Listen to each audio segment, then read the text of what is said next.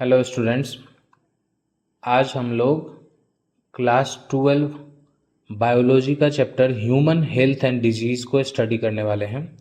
और हम लोग एनसीईआरटी को लाइन बाय लाइन कवर करेंगे, ठीक है। और इस चैप्टर के ये वीडियो का पार्ट 1 वीडियो है। तो चलिए स्टार्ट करते हैं। देखिए, health for a long time was considered as a state of body and mind.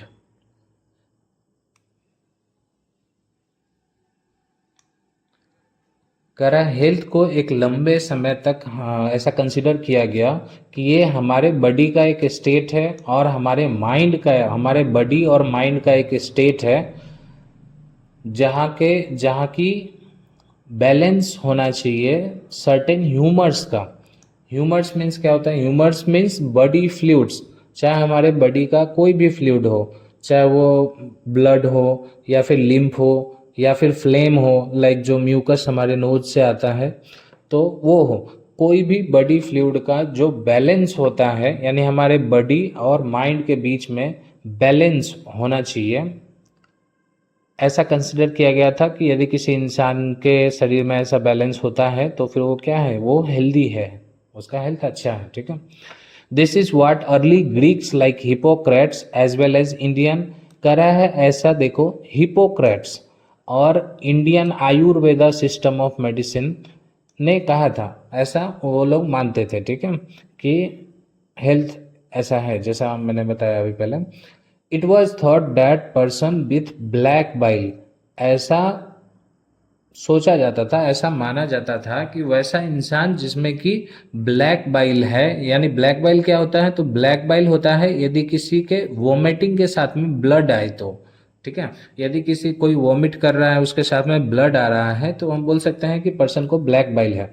तो ऐसा माना जाता था कि यदि किसी पर्सन को ब्लैक बाइल है तो वो हॉट पर्सनालिटी का है, ठीक है, वो हॉट पर्सनालिटी का है और फिर उसको फीवर होंगे। यदि हॉट है तो मतलब क्या होगा? फीवर होगा। This idea was arrived at by pure reflective thought, लेकिन ये जो आइडिया था वो पूरा का पूरा सोच था, उनका प्योर थॉट था, ठीक है। कोई एक्सपेरिमेंट उन्होंने कंडक्ट नहीं किया था, जस्ट उन्होंने क्या अपनी समझ से, अपनी जो उन्हें लगता था उन्होंने वो बस बता दिया, ठीक है। तो हम देखते हैं आगे।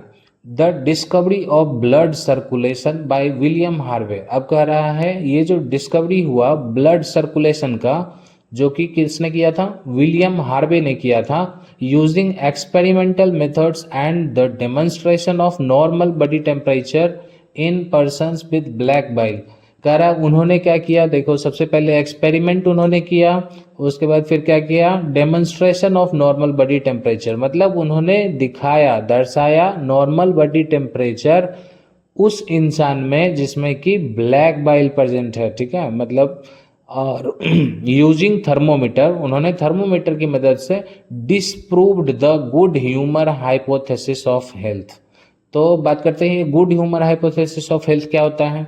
तो अभी जो थोड़ी देर पहले हम लोगों ने पढ़ा कि हिपोक्रेट्स ने बोला था हेल्थ के बारे में, और इंडियन आयुर्वेदा सिस्टम ने बोला था, तो उसी की बात की जा रही है। उन्होंने बोला था कि ब्लैक बाइल यदि किसी पर्सन में है तो उसका क्या? उसको फीवर होगा, वो हॉट पर्सनालिटी का है। लेकिन इन्होंने क्या किया? और तो उसने सोच के बोला था, मतलब अपनी समझ से बोला था, कोई एक्सपेरिमेंट कंडक्ट नहीं किया था। फिर इन्होंने क्या किया? ये एक्सपेरिमेंट कंडक्ट किए और थर्मोमीटर की मदद से बताएं कि ब्लैक बाइल होने के बाद भी उसके बॉडी का टेम्परेचर क्या है? बॉडी का टेम्परेचर हॉट नहीं है, नॉर्मल है, ठीक है। ऐसा नॉर्मल बॉडी टेम्परेचर बताया उन्होंने, जिस वजह से ये क्या हो गया? डिस्प्रूव हो गया गुड ह्यूमर। तो सबसे एक क्वेश्चन यहाँ पे बनता है कि गुड ह्यूमर किसने दिया था? तो गुड ह्यूमर जो है हिपोक्रेट्स ने दिया था। और फिर उसको ये डिस्प्रूव किसने किया था? डिस्प्रूव किसने किया था? तो विलियम हार्वे ने किया था, जिन्होंने ब्लड सर्कुलेशन का डिस्कवरी भी किया था। आई होप आपको ये चीज़ क्लियर होगा यहाँ तक। चलिए आगे चलते हैं। इन लेटर ईयर्स, करा बाद के सालों में, बायोलॉजी स्टेटेड, बायोलॉजी ने बताया that mind influences through neural system and endocrine system our immune system. कह रहा है उसने बताया कि हमारा जो माइंड है वो इन्फ्लुएंस करता है किसके थ्रू, न्यूरल सिस्टम और इंडोक्राइन सिस्टम के थ्रू। एंड किसको इन्फ्लुएंस करता है, तो हमारे इम्यून सिस्टम को इन्फ्लुएंस करता है। और इम्यून सिस्टम ही है जो कि हमारे हेल्थ को क्या करता है, मेंटेन करता है। आई होप आपको यहाँ तक क्लियर हुआ होगा। यहाँ पे बोल रहा है कि बायोलॉजी ने बताया कि हमारा जो दिमाग है वो इन्फ्लुएंस करता है किसको, हमारे इम्यून सिस्टम को। अभी दिमाग खुद जाके नहीं करता, तो दिमाग किसके थ्रू करता है, दिमाग करता है हमारे न्यूरल सिस्टम और इंडोक्राइन सिस्टम की मदद से। इंडोक्राइन सिस्टम आई होप आपको पता होगा, ये डक्टलेस ग्लैंड होते हैं जिनमें डक्ट नहीं होता, ठीक है। कह रहा है आवर इम्यून सिस्टम, ये हमारे इम्यून सिस्टम को इन्फ्लुएंस करते हैं। And that our immune system maintains our health, और जो हमारा इम्यून सिस्टम है वो हमारे हेल्थ को मेंटेन करता है। आई होप आपको यहाँ तक क्लियर होगा। अब कह रहा है hence mind and mental state can affect our health, इसलिए कह रहा है कि माइंड और मेंटल हेल्थ जो है, माइंड और मेंटल स्टेट जो है वो हमारे हेल्थ को अफेक्ट करता है। आई होप आपको यहाँ तक क्लियर होगा। यानी कि माइंड और मेंटल हेल्थ जो है ये इफेक्ट कर रहा है हमारे हेल्थ को। अब कह रहा है देखो, of course health is affected by genetic disorders. कह रहा है हाँ, हेल्थ जो है इफेक्ट होता है और कुछ कुछ चीज़ों से होता है, जिसमें कि पहला है आपका जेनेटिक डिसऑर्डर्स, यानी deficiencies with which a child is born. यदि कोई बच्चा किसी कमी के साथ जन्म लेता है, मतलब उसको फादर से इनहेरिट हुआ है कोई करेक्टर, ठीक है, जीन में उसके कुछ प्रॉब्लम है जो इनहेरिट हुआ है उसको पेरेंट्स से, उसमें यदि कोई डिफिशियंसी है, कोई कमी है या फिर कोई डिफेक्ट है, कोई खराबी है, तो फिर उसको क्या हेल्थ उसका इफेक्ट हो सकता है। आई होप आपको ये चीज़ क्लियर होगा। हम लोग हेल्थ कैसे इफेक्ट हो सकता है इसको स्टडी कर रहे हैं। अब देखो दूसरा जो है, दूसरा है इन्फेक्शंस। कह रहा है किसी तरह का हो सकता है कि बच्चे को बाद में इन्फेक्शन हो गया, जो काउजेटिव एजेंट्स होते हैं, जैसे मच्छर काट लिया उसको डेंगू हो गया, ये ऐसी कुछ बीमारी हो सकती है, तो हेल्थ में प्रॉब्लम्स आ सकते हैं। तो इसके काउजेटिव एजेंट्स होते हैं, जैसे पैथोजेंस बोल सकते हैं।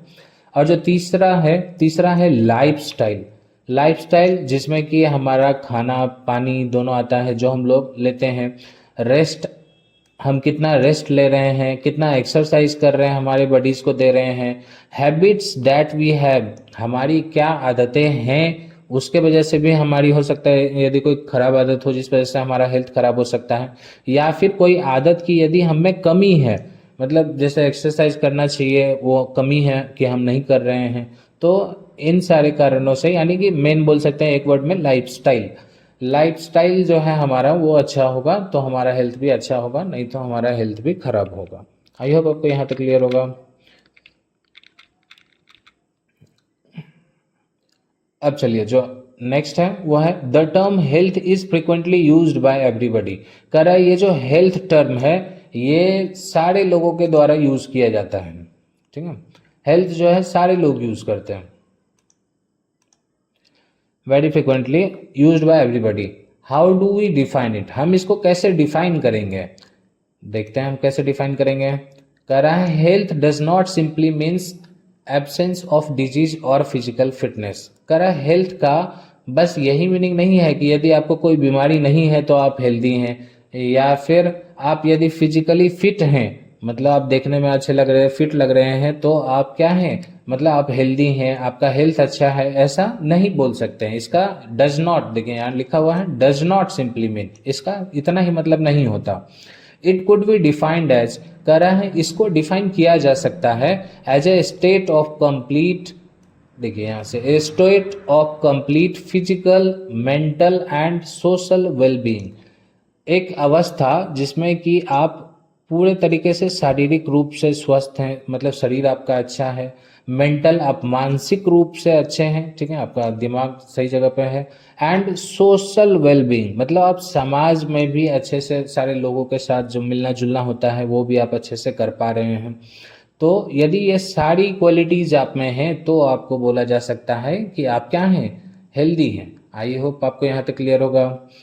कर रहा है व्हेन पीपल आर हेल्दी, जब लोग हेल्दी होते हैं, they are more efficient at work, कह रहा है वो क्या होते हैं जब पीपल हेल्दी होते हैं। देखिए व्हेन पीपल आर हेल्दी, जब पीपल हेल्दी होते हैं वो क्या होते हैं मोर इफिशियंट, मतलब एट वर्क, अपने काम में ज़्यादा ही अच्छे से वो काम कर पाते हैं, मतलब सारा काम जल्दी जल्दी कर पाते हैं, अच्छे से कर पाते हैं। दिस इंक्रीजेस प्रोडक्टिविटी, इससे क्या होता है इनकी प्रोडक्टिविटी इंक्रीज होती है, ये जितना काम कर सकते थे उससे ज़्यादा काम करने लगते हैं, ठीक है। एंड ब्रिंग्स इकोनॉमिक प्रॉस्पेरिटी, अब काम ज़्यादा करेंगे तो उनको पैसा भी ज़्यादा मिलेगा, तो उनको इकोनॉमिक प्रॉस्पेरिटी मिलती है, यानी कि आर्थिक समृद्धि मिलती है। Health also increases longevity of people, कह रहा है हेल्थ जो है और इंक्रीज करता है, क्या इंक्रीज करता है लॉन्गिविटी ऑफ पीपल, ठीक है। कह रहा है लोगों का जो जीवन वो जीने वाले हैं, वो मान लो कोई 100 साल जीने वाला है तो वो अब जो है यदि हेल्दी होगा तो 120 साल जिएगा, मतलब उसका जीवन जीने का जो समय है उसको क्या करता है वो इंक्रीज कर देता है, लॉन्ग कर देता है। And reduces infant and maternal mortality, और कह रहा है देखो ये कह रहा है रिड्यूस करता है इन्फेंट का यानी छोटे बेबी का डेथ, या फिर माओ का डेथ, उन बेबी के माओ का डेथ। जैसे कि आप खुद समझ सकते हैं यदि आप हेल्दी होते हैं, यदि कोई लेडी जो है वो हेल्दी है तो उनका मतलब मोर्टेलिटी का चांसेस बिल्कुल क्या होगा नेग्लिजिबल होगा, उनको कोई प्रॉब्लम नहीं होगी, ना ही उनके बेबी को कोई प्रॉब्लम होगी, क्योंकि उनका हेल्थ क्या है अच्छा है, उनके शरीर में जो चीज़ चाहिए वो सारे चीज़ हैं, तो फिर उनको क्यों कोई प्रॉब्लम होगा, ठीक है। आई होप आपको यहाँ तक क्लियर होगा। अभी आगे बढ़ते हैं। कह रहा है बैलेंस डाइट पर्सनल हाइजीन, अब देखो ये क्या बता रहा है कि बैलेंस डाइट हम लोगों को लेना चाहिए। अभी इसको कलर चेंज कर देते हैं, कलर कौन सा रेड कर देते हैं। देखिए बैलेंस डाइट हम लोगों को लेना चाहिए, personal hygiene and regular exercise, और कह रहा है प्रतिदिन व्यायाम, ये काफ़ी इम्पॉर्टेंट होते हैं टू मेंटेन करने के लिए, क्या मेंटेन करने के लिए good health. Yoga has been practised since time immemorial, कह रहा है योगा को तो बहुत पहले से प्रैक्टिस किया जा रहा है to achieve physical and mental health, ताकि शारीरिक और मानसिक स्वास्थ्य बनाया जा सके, इसके लिए लोग पहले से काफ़ी टाइम पहले से योगा करते आ रहे हैं। ये सारा चीज हम लोगों को यहाँ देखिए लास्ट में लिखा हुआ है are necessary for achieving good health, मतलब ये सारी चीज जो भी हम यहाँ पढ़ने वाले हैं ना ये सारी चीज जरूरी होने वाली है ताकि आप क्या कर सको अच्छा हेल्थ अचीव कर सको। यहाँ पे टोटल 9 पॉइंट्स हैं जो आपको याद होने चाहिए, आप वैसे समझ लेंगे एक बार तो आपको याद करने की जरूरत नहीं पड़ेगी, ठीक है। देखिए पहला था हमारा बैलेंस डाइट, दूसरा है पर्सनल हाइजीन। अभी हम लोग जान रहे हैं कि हेल्थ को अच्छा रखने के लिए क्या करना चाहिए हम लोगों को, तो सबसे पहले बैलेंस डाइट लेना चाहिए, पर्सनल हाइजीन साफ सुथरा रखना चाहिए खुद को, और साथ में कम्युनिटी हाइजीन भी होना चाहिए, मतलब अपने आसपास का समाज को भी साफ सुथरा रखना चाहिए। रेगुलर एक्सरसाइज, और कह रहा है योगा, उसके बाद फिर बोल रहा है अवेयरनेस अबाउट डिजीज, मतलब आपको जागरूकता होनी चाहिए, किसी बीमारी के बारे में पता होना चाहिए और उनका असर भी कि उस बीमारी से क्या होने वाला है, आपके बॉडी के कौन से फंक्शन में चेंजेज आने वाला है, ठीक है। ये चीज़ के बारे में आपको पता होगा तभी तो आप डायग्नोस कर पाओगे कि लाइक आपको कोई बीमारी हो रही है तब आप जाके ट्रीटमेंट लोगे, नहीं तो क्या होगा आप धीरे धीरे और ज़्यादा बीमार पड़ते जाओगे, आपको पता ही नहीं चलेगा, ठीक है। आई होप यहाँ तक आपको क्लियर होगा। अभी आगे देखते हैं वैक्सीनेशन। अभी अच्छे हेल्थ के लिए क्या चाहिए कि आपको वैक्सीन लगा होना चाहिए, इम्यूनाइजेशन के लिए, इम्यून सिस्टम आपका स्ट्रांग होने के लिए क्या वैक्सीनेशन को आपको जरूर करवाना चाहिए। आपको पता होगा कि छोटा बेबी होता है तभी से वैक्सीन लग जाता है, सारे वैक्सीन, अभी जैसे हम लोगों को कोविड का वैक्सीन लगा था, ठीक है, वो वैक्सीनेशन हो गया, हम लोग को लगा लेना चाहिए। अगेंस्ट इन्फेक्शियस डिजीज, कह रहा है जो इन्फेक्शियस डिजीज होते हैं उससे बचने के लिए वैक्सीनेशन करवा लेना चाहिए। प्रॉपर डिस्पोजल ऑफ वेस्टेज, अब हमको बोल रहा है कि अच्छे तरीके से डिस्पोज करो, किसको, वेस्ट को, जो भी कचरा हो रहा है उसका सही तरीके से उसका डिस्पोजल किया जाए, जिससे कि मतलब हमारे सोसाइटी में प्रॉब्लम ना आए, मच्छर ना आए, ठीक है, बीमार ना पड़े लोग, क्योंकि गंदे से ही लोग बीमार पड़ते हैं, तो हम लोग को कचरा नहीं फैलने देना चाहिए। कंट्रोल ऑफ वेक्टर्स, अब कह रहा है वेक्टर्स पे कंट्रोल होना चाहिए। वेक्टर्स कौन होते हैं, वेक्टर्स जो होते हैं वो, जैसे कि एक मच्छर को एग्जांपल लेते हैं हम लोग, मच्छर को वेक्टर बोल सकते हैं कि मच्छर जो होता है वो क्या करता है, डेंगू को कैरी करता है। मच्छर फीमेल एनोफिलस जो है वो क्या करता है, डेंगू को कैरी करता है, डेंगू डिजीज को। वो दूसरे आदमी को जाके काटेगा तो उसको क्या हो जाएगा, डेंगू हो जाएगा। मतलब वो क्या है, ऐसे पैथोजेंस या ऐसे इंसेक्ट बोल सकते हैं जो कि डिजीज को कैरी करते हैं, जो दूसरे को जाके जब भी बाइट करेंगे तो उसमें क्या होगा, डिजीज फैल जाएगा। तो उनको हम वेक्टर्स बोलते हैं। वेक्टर्स को आप ऐसे याद रख सकते हो कि ये व्हीकल्स हैं, ये गाड़ी हैं बीमारियों का। मतलब बीमारी को एक जगह से दूसरी जगह जाने के लिए जो भी हेल्प करता है, जो जीव हेल्प करते हैं, जैसे इंसेक्ट या कोई चीज, उसको हम लोग वेक्टर्स बोलते हैं। एंड मेंटेनेंस ऑफ हाइजीन, और कर रहा है वही साफ सुथरा, किसमें, फूड और वाटर में। आप क्या खा रहे हैं, क्या पी रहे हैं, इन रिसोर्सेज में आपको हाइजीन मेंटेन करना चाहिए। यदि आप मेंटेन करते हो तो आपका हेल्थ क्या होगा, अच्छा होगा। ठीक, आई होप आपको यहाँ तक क्लियर होगा। यहाँ पे टोटल 9 पॉइंट्स दिए हुए हैं। एक और चाहो तो आप ऐड कर लो, 10th पॉइंट आप ऐड कर सकते हो कि हम लोगों को वाटर जो है वो बॉयल करके पीना चाहिए। एंड वो क्लोरीनेशन से नहीं करना चाहिए, क्योंकि क्लोरीनेशन में 100% वो इफेक्टिव नहीं होता, पूरे तरीके से जर्म्स को नहीं मार पाता है। इसलिए हम लोग को बॉयल करना चाहिए, जैसे पहले से लोग करते आ रहे थे ना, वो सही करते थे। बॉयल करना चाहिए हम लोगों को, वाटर को, पानी को उबाल के पीना चाहिए। चलिए आगे स्टार्ट करते हैं। करा when the functioning of one और मोर ऑर्गन्स और systems of the body is adversely affected. कह रहा है जब हमारे शरीर के किसी ऑर्गन का या फिर सिस्टम का, हमारे बॉडी के किसी ऑर्गन या सिस्टम का फंक्शन जो है एडवर्सली इफेक्ट हो जाए, मतलब उस पर बुरा असर पड़े, वो अपना काम सही से नहीं कर पा रहा हो। Characterised by appearance of various sign, जिसमें कि हमको कैसे पता चलेगा, उसकी विशेषता होगी कि कुछ साइंस होंगे और सिम्टम होंगे। मतलब जैसे हम बीमार पड़ते हैं तो कुछ होता है, हम लोगों को सिम्टम आ जाती है ना, जिससे कि पता चलता है कि आपको फीवर हो गया, जैसे हाथ गर्म हो जाता है, शरीर गर्म हो जाता है, ये सब क्या है, सिम्टम्स, लक्षण है। तो कह रहा है यही कुछ साइंस और सिम्टम्स आपको दिखेंगे। We say that we are not healthy, तब हम लोग कहते हैं कि हम लोग क्या हैं, हेल्दी नहीं हैं। That is we have a disease, मतलब कहते हैं कि हमको क्या है, एक बीमारी हो गई है, हम बीमार हो गए हैं। आई होप आपको यहाँ तक क्लियर होगा। तो कह रहे हैं disease can be broadly grouped into infectious and non infectious. Disease को दो पार्ट में डिवाइड किया गया है, पहला इन्फेक्शियस और दूसरा नॉन इन्फेक्शियस। आई होप आपको यह चीज़ क्लियर होगा, इन्फेक्शियस डिजीज और नॉन इन्फेक्शियस डिजीज। तो कह रहा है, अब देखिए पहले हम लोग जान लेते हैं इन्फेक्शियस क्या होता है, नॉन इन्फेक्शियस क्या होता है। इन्फेक्शियस होते हैं वैसे डिजीज जो कि आपको आसानी से एक आदमी से दूसरे आदमी में पहुंच सकता है। जैसे कि हम एग्जांपल लेते हैं, जो छींक आती है, हम लोग छींकते हैं, सामने वाला को, मतलब बैठा हुआ है कोई हमारे आगे, तो उसको भी अगले दिन से छींक आने लगती है। ठीक है, तो ये इन्फेक्शियस हो गई, जो आसानी से कम्युनिकेट हो जाए। और ऐसी बीमारी जो होती है काफ़ी कॉमन होती है, मतलब हर लोगों को होती रहती है, ये फैलती रहती है तो हर लोगों को होती रहती है, और ज़्यादा कोई प्रॉब्लम नहीं होता। कभी कभी थोड़ा उसका मतलब वो होता है कि बढ़ जाती है तो प्रॉब्लम हो जाती है। ठीक है, ये काफ़ी कॉमन होता है। यहाँ तक आपको क्लियर। और नॉन इन्फेक्शियस क्या होता है, वैसा डिजीज जो आसानी से नहीं फैलता एक दूसरे से, मतलब एक दूसरे में कम्युनिकेट नहीं होगा, ट्रांसमिट नहीं होगा, वैसे डिजीज को हम नॉन इन्फेक्शियस डिजीज बोलेंगे। देखो यहाँ पे भी लिखा हुआ है, disease which are easily transmitted, कह रहा है वैसा डिजीज जो आसानी से ट्रांसमिट हो जाए, from one person to another, कह रहा है एक आदमी से दूसरे आदमी में, उसको हम बोलते हैं इन्फेक्शियस डिजीज, उसको इन्फेक्शियस डिजीज बोलते हैं।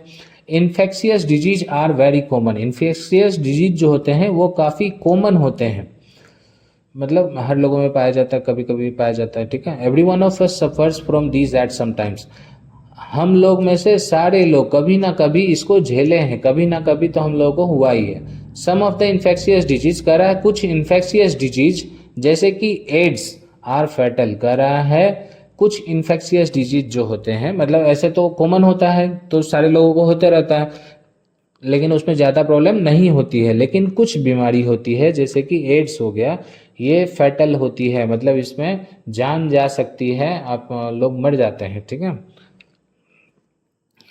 ये फैटल होती है। एमोंग नॉन इन्फेक्शियस डिजीज कह रहा है, और नॉन इन्फेक्शियस डिजीज में जो हम लोगों ने पढ़ा कि वो कम्युनिकेट नहीं हो सकती। Cancer is the major cause of death, उसमें भी एक फैटल डिजीज होती है जो है cancer.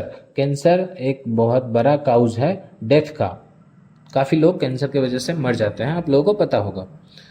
Drug and alcohol abuse कर रहा है। अब ड्रग या फिर अल्कोहल अब्यूज़ जो होता है ये भी हमारे हेल्थ को एडवर्सली अफेक्ट करते हैं। यानी कि ड्रग, आप चाहे वो नशा वाला ड्रग हो या फिर आप कोई मेडिसिन ले रहे हो, एक्सेस में यदि ले रहे हो, आप कंटिन्यू मेडिसिन पे हो, तो फिर वो भी क्या होगा, वो आपके हेल्थ को अफेक्ट कर सकता है। और यदि आप ड्रिंक करते हो, अल्कोहल अब्यूज़ करते हो, तो भी आपका हेल्थ जो है एडवर्सली अफेक्ट होगा इस वजह से। आई होप आपको यहाँ तक क्लियर होगा। चलिए आगे देखते हैं। ओके, आगे है thanks for watching. Part 2 will soon be available. Part 2 जल्द ही आपको मिलेगा। आप लोग यदि सपोर्ट करते हो, आप लोग देखते हो, आपको रिक्वायरमेंट होगी तो ज़रूर बनाया जाएगा। Subscribe and hit the bell icon, आप लोग सब्सक्राइब कर लें और बेल आइकन को हिट कर दें ताकि आपको रेगुलर अपडेट्स मिलता रहे। आपको पार्ट 2 जल्दी मिल जाएगा। Thank you everyone, my name is Roshan Pathak. Have a nice day.